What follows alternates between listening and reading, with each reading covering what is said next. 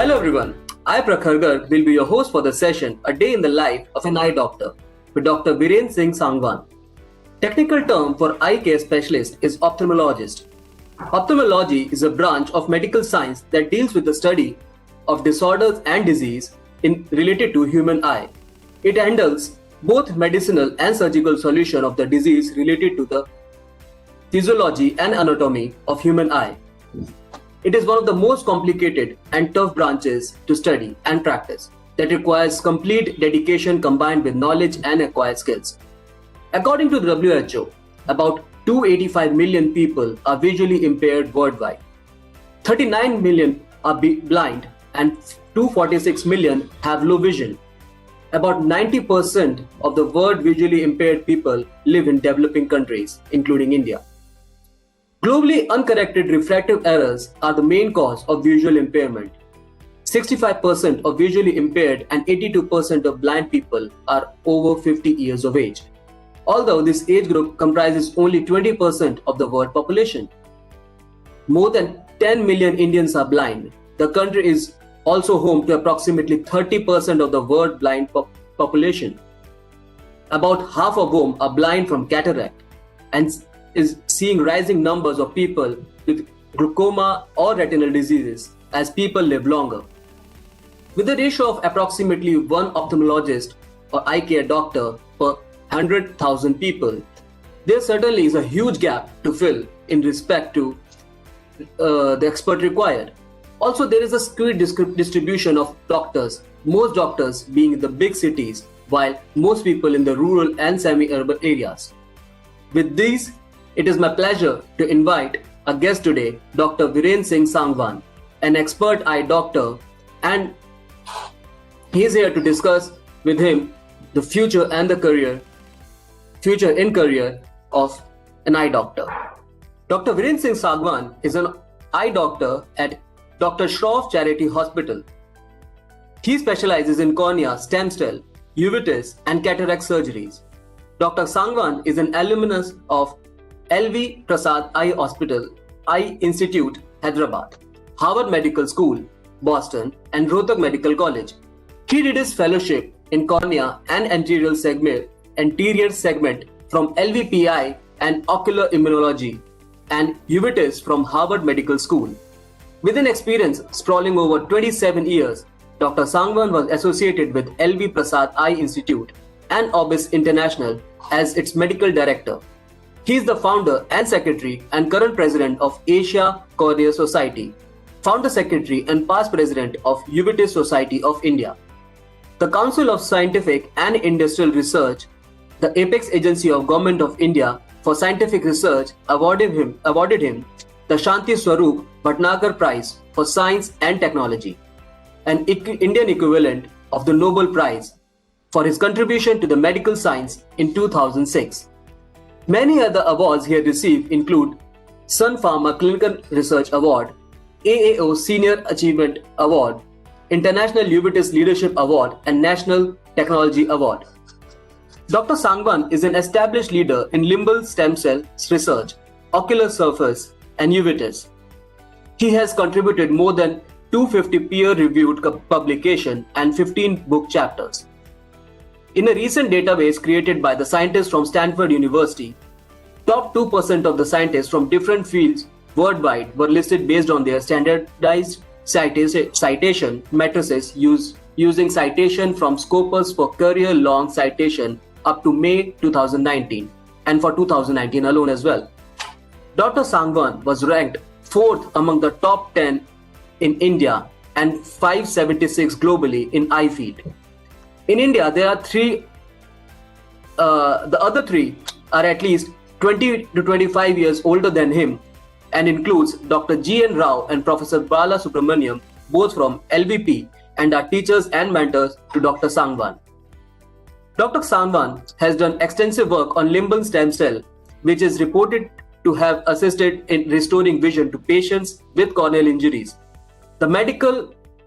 The methodology developed by him includes harvesting of cell tissue from healthy eye of the patient and cultivation of the cell tissue on amniotic sac membrane, which has then transplanted on the injured eye. He has done over 800 transplants at LVPEI, reportedly with 76% success rate. His interest includes engineering the eye and fitness. He is a marathon runner and a social worker. I now invite Dr. Sangwan to share his thoughts and journey with us. Over to you, sir. Yeah, thank you very much, Prakhar, for this very generous introduction. From this illustrious career, there is a small boy behind this story.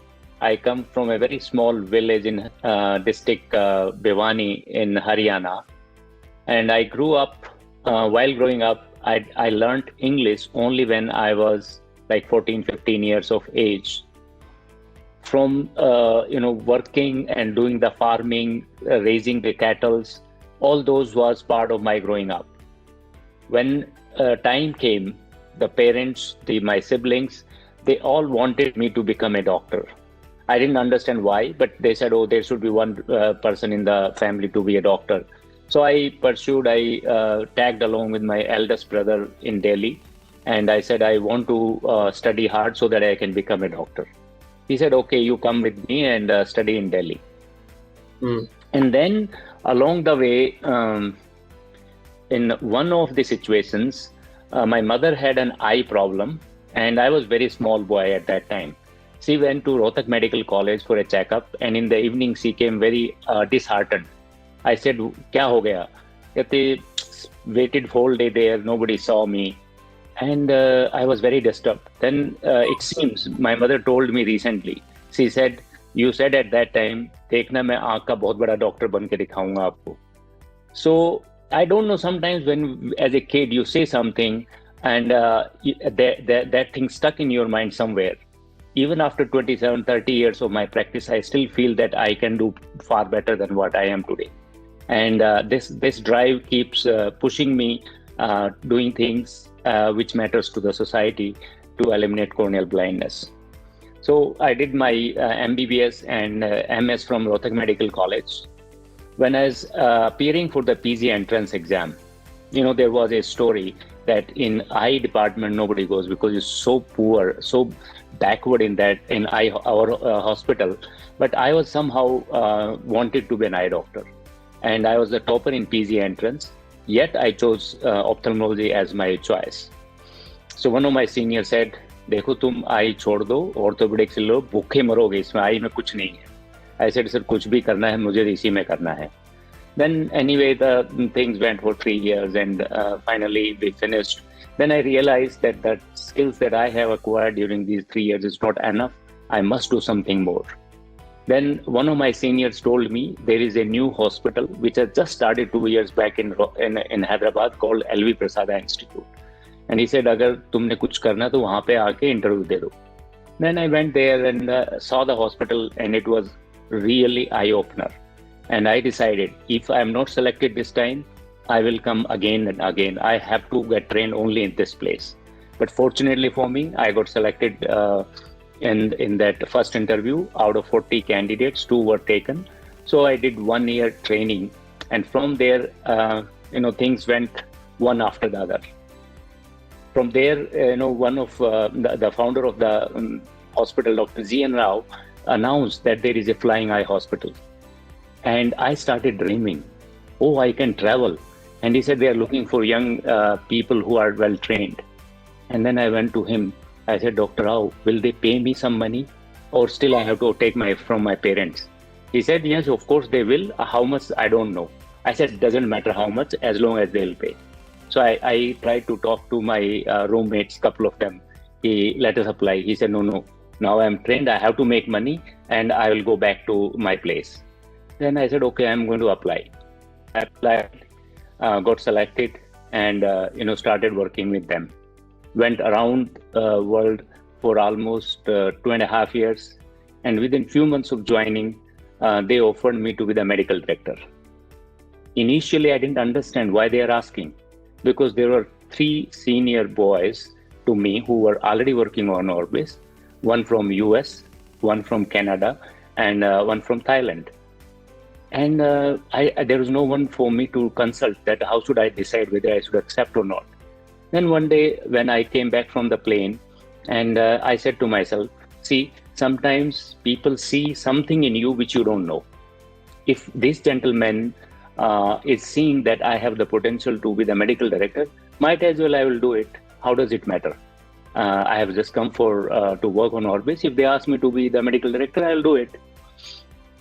So I did an acting medical directorship for 6 weeks, and then there was another Canadian guy who was already selected before me. He came and they said, now we want you to do at least for 1 year, be a medical director. We don't want you to go. And they said, you can work from home, you can work in New York office, or you can work on the plane. I said, I have no ego issues. I will work on the plane with Bill Astle, his name. And I said, that should be fine. So this guy, Bill Astle, comes, and we were in Hyderabad. He somehow things don't work out. Within few weeks, he was fired. And then I took over as the medical director and stayed on and enjoyed working for a year, almost year and a half. And the condition was I have to find my successor before I can leave. So I was hell-bent that I have to do further studies, and I wanted to study at Harvard or any other good institute. I wanted to learn about this ocular immunology. So I found through my research that Dr. Stephen Foster at Harvard is the best person. And then I said, okay, I will apply to the best person only. It doesn't matter whether I get or not. And I got the recommendation letter from Dr. G.N. Rao. And, my CV was reasonably okay because I was working on Orbis plane. So he took me, and I went. By the time I already was married, I had a daughter. And so I landed up there. And initially I went for a year. So Dr. Foster says, Dr. Sangwan, if you are serious about learning this field, you need at least 2 to 3 years. If you just came for sightseeing and you just want a name, Harvard behind your, as a tag, then it's okay, whatever you like. And I said, no, Dr. Foster, I'm very serious to this field and I want to learn it thoroughly. So he said, I suggest to extend your visa for at least a year. I said, if your office can help me, I will be happy to stay back. So that's how I ended up staying there. I did 2 years fellowship at Harvard.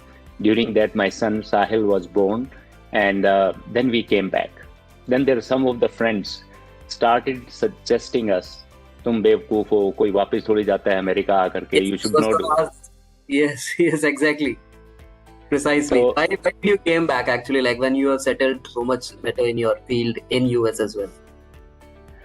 I think, Prakhar, what happens is that sometimes you have to understand what are you after. So I was not really after that I have to live in the US and make life easier and good for me. And fortunately, both me and my wife were on the same page. And primarily, I had visualized that, in America, it is good as long as you are young and productive. In the later part of your life, when you become older, there's no space, nobody has time for you. And secondly, I thought, if I don't really like to live in America or any other country other than India, and if my kids want, then they should suffer, not me. It's their choice. And why should I be making choice for my kids? Well, if they are capable, they will find what they want. If they are not capable, then they anyway don't deserve anything. So it's their choice, and I should not be living their life. So we came back, and another reason was that, in the effort that I will do there, I'll do only for my living, make both ends meet, and I'll be another eye doctor. If in the same effort I come back and do work in India, it may have far more impact and it would be far more satisfying.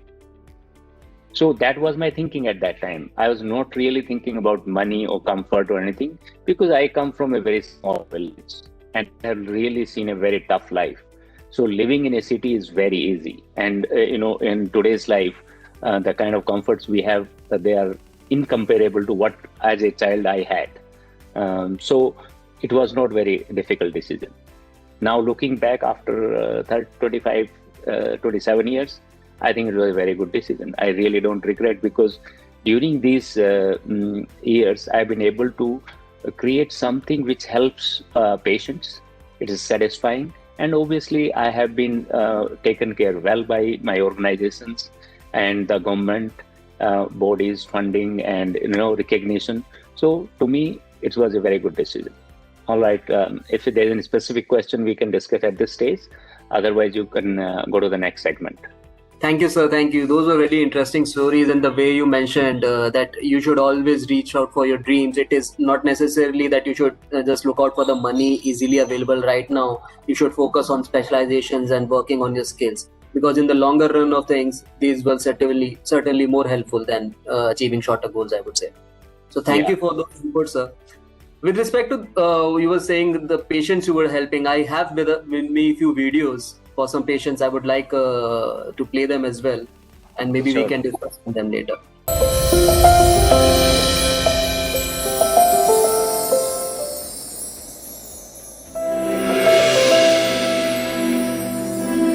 '99 में final एक काम करता था तो अचानक accidentally acid का blast हुआ और मेरे आँखों में चला गया।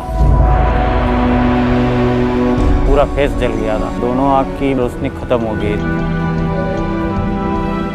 सब जगह ढूंढ के डॉक्टर के पास जा रहा था और मेरे को एलवी प्रसाद अच्छा लगा और मैं आके डॉक्टर VS संगवान मेरे को मिले। तो एक साल में तो घूम गए, तो सब डॉक्टर ने मना किया था। मेरे ख्याल से नहीं तो 20 डॉक्टर को बताया था, लेकिन पूरा दिन देखने के बाद संगवान ने बोला 50% चांस लेने वाली बात है, कुछ तो तुम्हारे काम जैसा होगा। मेरे फादर और मदर के आँख के अंदर के टिश्यू निकाल के मेरे आँख में डाले, तो मेरे को 4-5 साल बहुत अच्छा चला। फिर इन्फेक्शन आ गया, फिर अच्छा किया। 2014 में राइट आई में थोड़ा ज़्यादा तकलीफ आ गया, वो सब ने प्रयत्न किया आँख बचाने का। आँख तो वो बचा नहीं, मेरे को भी स्थिति वो 2000 साल में थी वैसी वापस आ गई। लेफ्ट आई वाली आँख का इलाज करने के लिए सोचा संगवान जी ने, तो इस आँख का इतना अच्छा ऑपरेशन भी हुआ। बोस्टन कैप्री वो किया, पूरा नहीं पर मेरे ख्याल से मेरे को जितना ज़रूरत था इतने भी ज़्यादा रोशनी आ गया। संगवान जी को बहुत बहुत इसका आभारी हूँ। इतना मैं कि एक ही सोचता हूँ, अभी जो मैं काम करता हूँ तो एक वस्तु मेरे पास 4 बार आती है तो मैं बोलता हूँ अभी 5वीं बार मेरे पास मत आ लेके आओ। लेकिन ये संगवान साहब जो है, मैं 99 से इधर आ रहा हूँ, देखते हैं तो बोलते हैं मधुकर जी क्या है, क्या प्रॉब्लम हुआ। मेरी एक परिवार की यार मेरी वाइफ की तमन्ना थी एक मकान बनाने की, तो एक्सीडेंट की वजह से वो ऐसा कि वैसा रह गया। मेरे को अभी जो रोशनी आई है वो मैंने मकान भी बहुत बढ़िया बनाया और मेरा परिवार भी इतना खुश है अभी, और मैं भी इतना खुश हूँ, इसलिए मैं सबका आभारी हूँ।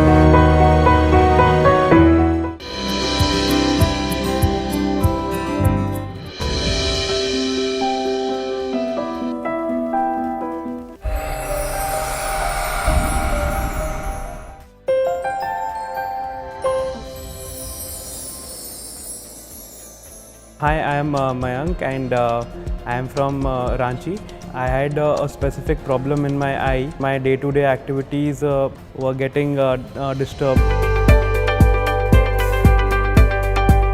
Before coming here, I visited Chennai, Bangalore, Kolkata, Delhi, Mumbai, and a couple more places, all of them being topmost eye hospitals all over India. But they all did my procedure and they all went through certain checks, and no one could actually find a solution to it.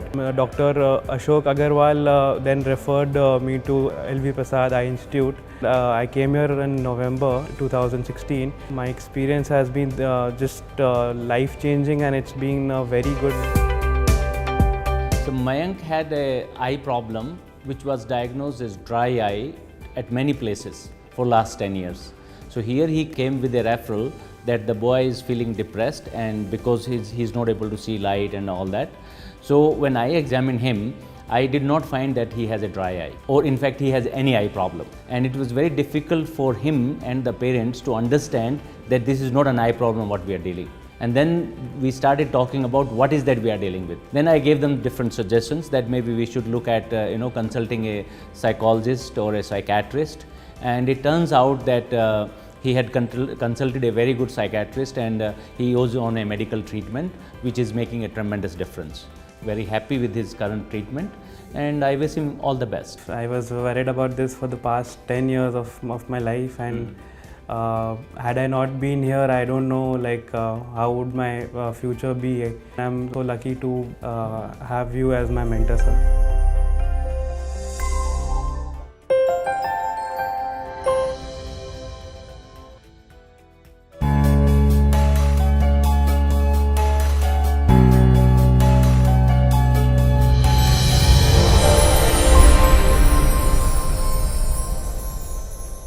Wonderful story, sir. Wonderful story.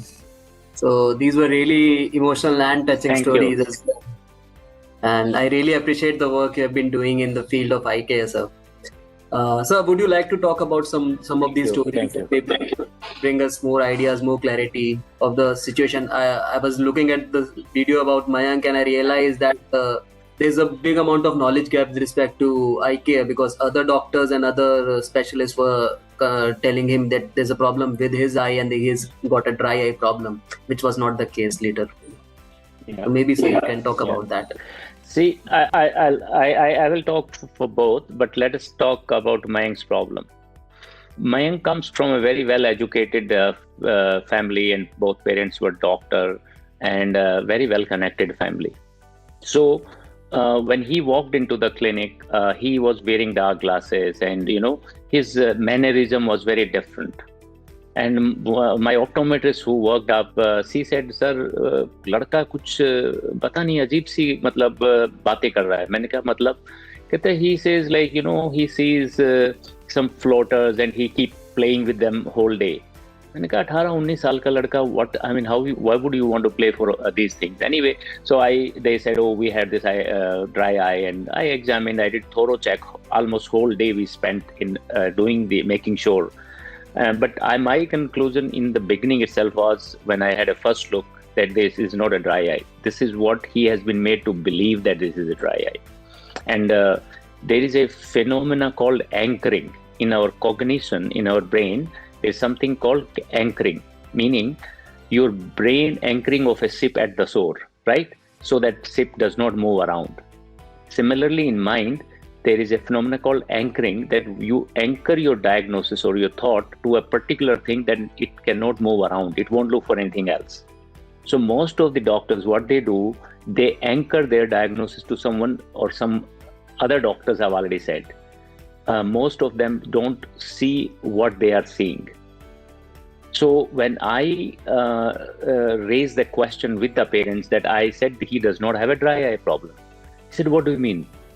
I mean, we have come so far just to hear from you that he doesn't have an eye problem. I said, yes, you have come for my opinion, and you have not come to revalidate your belief that it is an eye problem. So it was very difficult. I had to spend a good time. Then he said, what do you mean?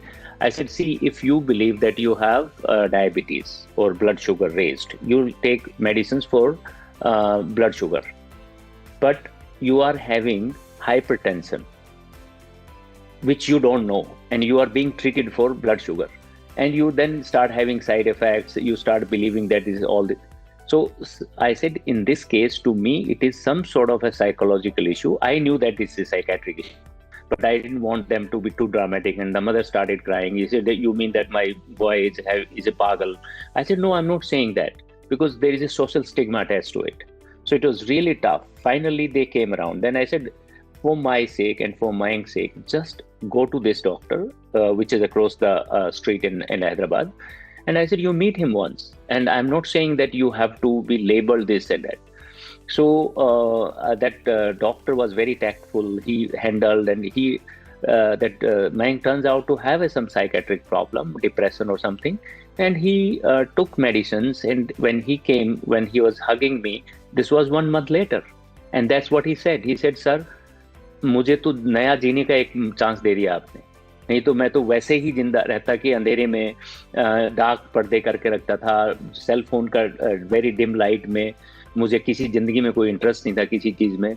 And then parents said, thank you very much, now you have given our son back to us.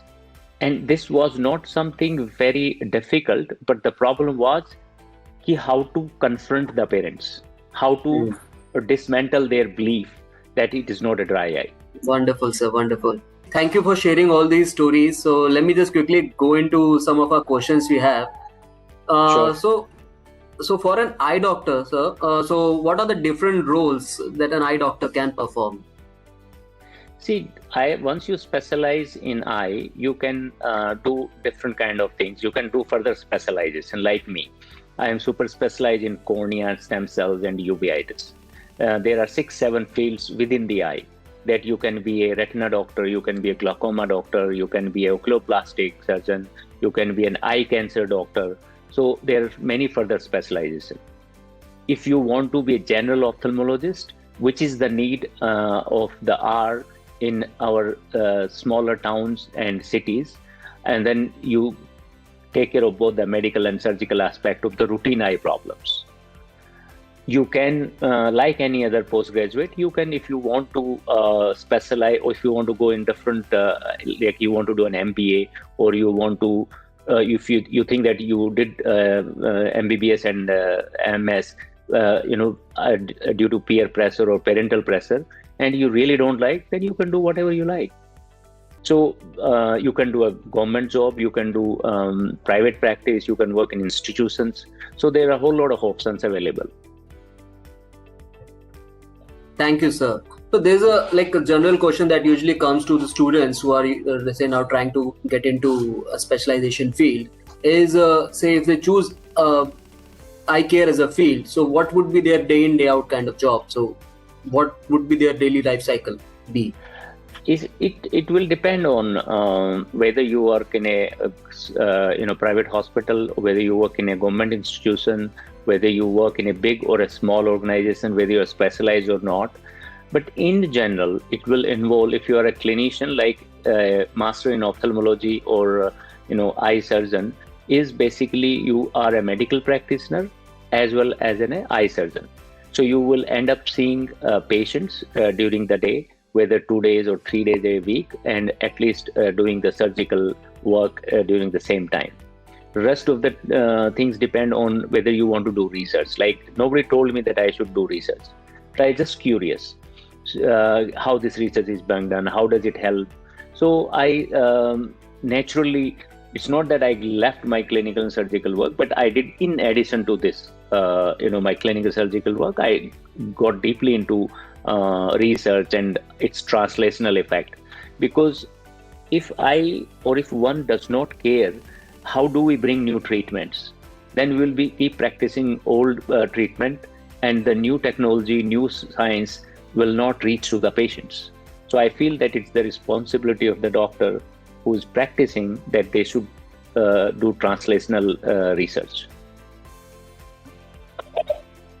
Thank you, sir. That's really correctly put, that only when the advancement are there, then only the existing set of doctors can actually practice that. Otherwise, there are new kind of problems coming up and we would not be having these solutions available. Yeah. So you have already talked about setting up your private practice or working in a government hospital or a private hospital, or just like you said, the Orbis things like those. So what do you suggest, sir? Is it a good idea for an eye care specialist to work alone, or is it better to work in a team or do research? What is the best thing to do? See, partly these things will be dictated by your individual personality, your given circumstance, and what you believe in. If you are like me, who want to explore new avenues and take the things as they come, like for example, I joined Orbis. I never planned that I'll go to Orbis, because I was not aware that Orbis exists. But when I heard this announcement in our class by Dr. Rao, that there is something called Flying Eye Hospital, it goes from country to country. It looked so interesting to me, but most of my other colleagues were not interested. And why it looked interesting to me? My simple Haryanvi calculation was, see, if I have money, I will not be going to countries where Orbis goes, which generally is like Sudan, Albania, Middle Eastern countries, South Central American countries. So if I don't have money, anyway, I will not be able to visit. any countries. So this is a good time for me to join and go around the world. So I see that in that direction. So how do you choose? I think you should always look into yourself, that what you like and what is exciting for you, or be like me, that take the things as they come and jump into, and try before making a judgment whether it's good or bad. Well put, sir. Well put. So tell me some more about this Orbis. So what kind of flying eye hospital is it? Were you doing the procedure on airplane, or were you going to remote places and looking out for patient there and then doing the procedure at their place? What was the idea?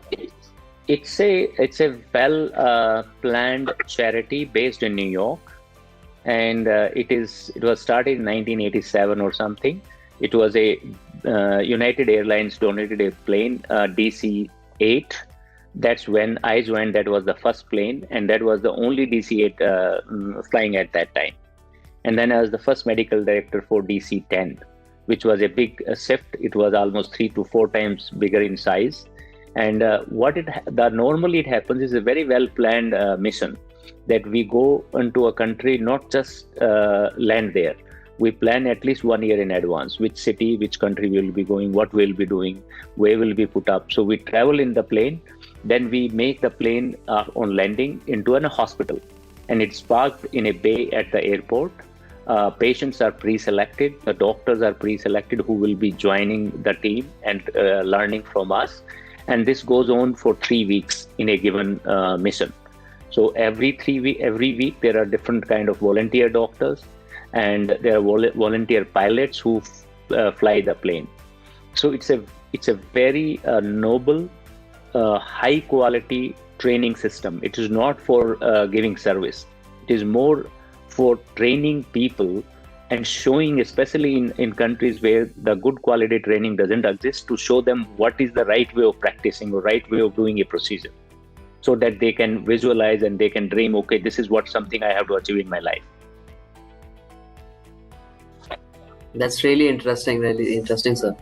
So, sir, how do you see similar opportunities or other opportunities for doctors who will be soon getting into their private practice or institutes or hospitals? So how do you see employment opportunities for them in developing countries? Say like one that you encountered was Orbis. There might be other opportunities as well. So a lot of we discussed already that a lot of cases are actually coming in developing countries. So are such facilities available in these countries, or how do you see the opportunities coming for these doctors? I think among the developing countries at the moment, India is the best placed in terms of the resources, in terms of their infrastructure for training. And another learning I had during the Orbis, I used to think India is very backward. Even I'm talking about 20 years back. I used to think we are not very good enough. But when I went around the world, I saw India is actually far better than most 80% of the world. My whole idea changed. And because when you live in a country and never travel outside, you think, oh, we are very poor. When I went to Albania, Russia, China, Uzbekistan, Sudan, I realized that we are far better in every sense. And medical field, we are much more advanced. Even in our Southeast Asian countries, except Japan, Singapore, South Korea, all other countries are not that great. The training infrastructure that what we have, and now after 20-25 years, the quality has improved even more because the private sector is contributing, the government system is improving, even though it's not up to the satisfaction, but still there is a system that works. So the opportunities are great for anyone who is getting into the eye field. And the technology is adding another dimension, because these artificial intelligence, machine learning, all of them are helping us scale up the technology. So bright future right in front of us. So Yes, that's really interesting. So how for a student to start in, maybe, so they are obviously having a mindset that okay, they have to earn at some point of time. So there's a very certain question that comes in, that is the job well paid with respect to the other medical specialization? So your thoughts on that, sir? By comparison, by peer review, yes, it's quite well paid. In the government job, there are no differences. Like if you're a master's, whether you are a master's in orthopedics or general surgery or ophthalmology, there's no difference. So pay scales are in the government are at par. In private institutions also, I think it is being a surgical branch, it's quite well paid.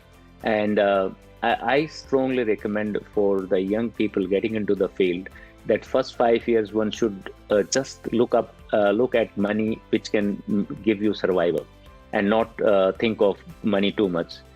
First 5 years should be dedicated for accumulating skills, learning other aspects of ophthalmology and life, so that then you can take off and you will have next 35-40 years to do whatever you like. Really interesting, sir. That is what actually my next question was about, is that in fields like these, because you're handling such a delicate part of human body, there are challenges. So learning never ends, I would say, right, sir? Yes. For the doctors, learning is always on. If you want to be a good doctor, knowledgeable, then every day basis, daily basis, that you must read, you must understand what is new coming. And not only in that field, you should try to expand the engineering side, the technological side, what the advancement there happening and how you can apply it to enhance your effectiveness. So there is a scope for broadening your bandwidth. Great, sir. So how challenging or how stressful is the job, considering because a lot of cases I must be understanding is coming for elder age people, and they are also having underlying other medical situations with them, conditions with them. So that would be like really requiring high level of skills and obviously much more challenges. So is it really stressful working in such kind of environment? Is it? Yeah, no. In working in an environment, see, the stress is not related to the field. Stress is related to you, how you are and how you cope up with yourself. See, if you don't understand yourself and if you don't understand your emotions, then obviously you get overwhelmed. If you are not skilled, then you are not able to do your surgery well. So what I suggest young people is that they should learn expertise very early on in terms of skills, and they should master their own mind, meaning try to understand themselves, what their likings are, what the dislikings are, why they do certain things, why they don't do other things, so that you understand your emotions, you are well connected to yourself and to your cause. Otherwise it's very easy to get carried away. Say if your philosophy is flawed, if you say, well, I have spent so much money, my parents have spent so much money, I should make quick money. It won't work that way. If your motive is to do a good quality work, then money is always a side product or is a byproduct of that, not the primary goal. So for example, when I joined Orbis, by Indian standard, the money was quite good, even though it was by American standard was very low. And when I became the medical director, it was very good salary. And that salary, even after 20 years, I don't have now. But I came back and everybody said, oh, you are, that means you are going down instead of going up. People go up. I said, listen, I don't want to do Orbis kind of work forever. I am a surgeon and a clinician. I must do that work because that's what I enjoy. What I'll do with that much kind of money if I don't enjoy it? So important to understand what the money to you, your relationship with money, relationship with your fame, what do you do with that? If you don't understand who you are, and what you want in life, then all other things will keep driving you crazy. So stress comes if there is a gap between what you are currently doing and what you want to do. If there is too much of gap, there will be a stress. Very interesting, sir. Very interesting. I think this is valid for every student, every person out there working in any kind of job, any profession. This is not just about eye care or something, but it is actually valid for everyone. That you have to actually align your interest with respect to your focus area and your career planning. It should not be that you take it something for the just money is there and you just go into that. You should actually focus on your interest as well and your money as well as the name and fame. You should understand, are you after them? Say, for example, I give you my personal example. I have been at LV Prasad Institute for 21 years, and I'm at the peak of my career. I have invested. So many of my friends said, you are Bevkoof, why you're leaving? Now it's the time for you reap the benefits of your hard work. You'll become the chairman, you'll become the director, you'll make so much money. But I said, I do not like all those things. I want to do things which I think they gel with me at that stage of my life. So I wanted to move from Hyderabad to Delhi because it's closer to Haryana, and that's connect to with my village. And I want to do service and do work in area where I grew up. And my second innings of my life, I want in that way. I don't want to be in the limelight. I don't want to be getting awards after awards and money and fame. That is not very interesting. So it's very important for you to understand these things just because you are living life for others or for yourself. Thank you, sir. Thank you. This is like something related to giving back to the community as well. We have been coming from this community. We have to help the people. They were there for us when we were nowhere. Yeah. So coming back to our focus area of how to help students to get into eye care. So any idea, any suggestion you want to give, say how one can start in this particular type of specialization? Now, fortunately for students, like what you have in engineering, there is a common entrance test. For medical, also there is a common national eligibility entrance test. And also for post-graduation, just I think last year they have started a common entrance examination for all specialties. So there is a national eligibility criteria. And getting into the field, if you are committed and hardworking, you will definitely find a position. And once you get into the position, my advice is that don't think what the field gives you. You should ask the question, what is that I am bringing to the table? What is that I am going to contribute to the field? It's not always, the equation cannot be always that taking. What is that you are giving? So if you give enough during residency and post-residency, you will gain far more than what you are giving. Great thoughts, sir. Great thoughts coming from you, sir. With respect to this, I really like the idea of being a two-way traffic and not just one way. You have to give back as well. So to the field, so that other doctors can learn from that as well, and the whole community gets impacted. Yeah, and giving is not just like, it's very simple things. Like if you are, doctors generally are in the leadership position. So you should care about your juniors, teach them, teach nurses, teach technicians, people around you, educate your patients about the illness, and don't be arrogant about, oh, you are a doctor, high-headed and swollen head, and people ask you answer a question many times, then you get irritated. No. You should have patience, answer those questions many times, even if they ask 10 times, without getting angry. And help, always share your contact details. I always share my phone number with my patients, because I feel that is the most satisfying thing for them, that they can reach me when there is a problem. And this is the least I can do, because I am doctor because of them. Otherwise, having a degree, MS, MBBS, is meaning no, it's just a piece of paper. I am a doctor because there are patients and they want to see me. So if they want to talk to me, why should I block it? Rightly put, sir. So for the students, are any reference like good kind of books or study material they should follow or they should study, who are already trying to get into this, or maybe already working on eye specialization? So any research material they should work on or read on? Any suggestions, sir? Well, there are very good standard textbooks for eye, and what I recommend and what I did, which was very intuitive thought, is that most of the people start complaining, oh, I don't have that much work, I'm not learning this.